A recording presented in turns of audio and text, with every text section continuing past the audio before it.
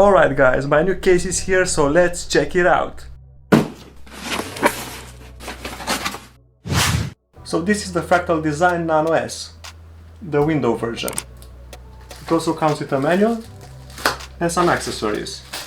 A palm mounting system, a PWM fan connector and some screws. The Fractal Design Define Nano S is a medium-sized ITX case with a total volume of 26.8 liters, and we have here the all-black version with a side window.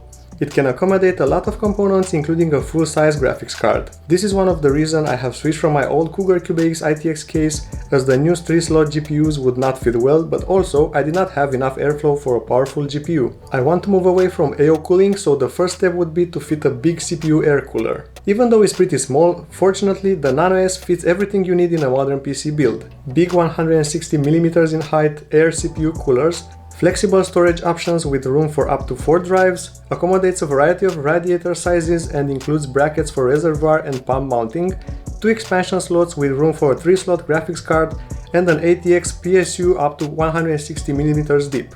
If you use an SFX power supply, you can even fit a 4-slot GPU. The case has 6 fan positions and it includes a GP14 100mm fan in the front plus one GP12 120mm fan in the back.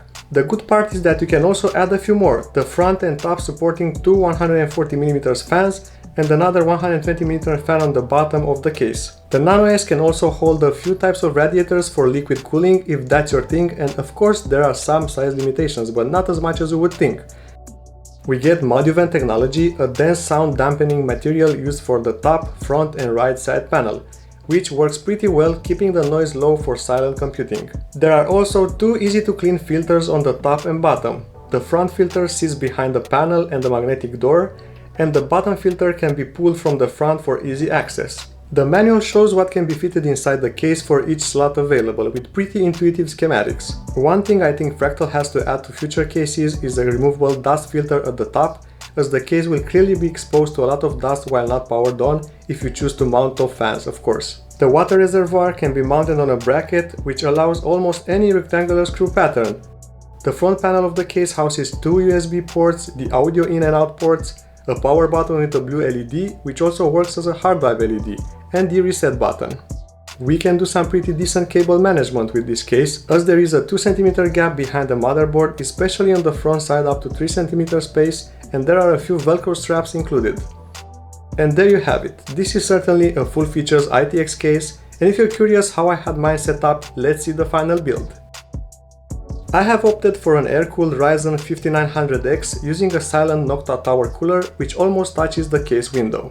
The GPU I use for now is the GTX 1080 Ti, which is fitted with a liquid cooling solution from NZXT and Thermaltake. I have mounted the fans in a push-pull configuration for maximum performance, and as you can see it fits perfectly and also keeps the graphics card very cool in load at just 50 degrees Celsius. It's being held a lot by the intake fan on the bottom of the case. I have an SFX EVGA SuperNova power supply, and by being so small, it will let me accommodate a 3-slot RTX 3080 when I can get my hands on one, hopefully this year. Under the left side panel I have mounted 2 SSDs and there is still enough room for 2 more. Unfortunately, the cable management on this side of the case did not turn out as I would wanted because of the very short cables I had to deal with and the many splitters needed for all those fans connected to a Mini-ITX motherboard. Stay tuned for the next video where I will discuss in detail my build specifications, and also I will show you how this system performs in terms of performance and temperatures, compared to my old Mini-ITX case, which I have reviewed back in December of the magic year 2020. Back to this new case, I think the Fractal Design Define Nano S with a price tag of approximately $75 offers very nice and clean looks with decent features and mount options. It's a balanced case in terms of price, design and quality, and I really recommend it for small but powerful builds. With enough space to mount even a fully water-cooled rig, it could be the right choice for water cooling fans that need a smaller case. But let me know what you think in the comments. Thank you for watching, and I hope you enjoyed this video, and don't forget to hit that like and subscribe button to help this channel grow. I'll see you guys in the next one.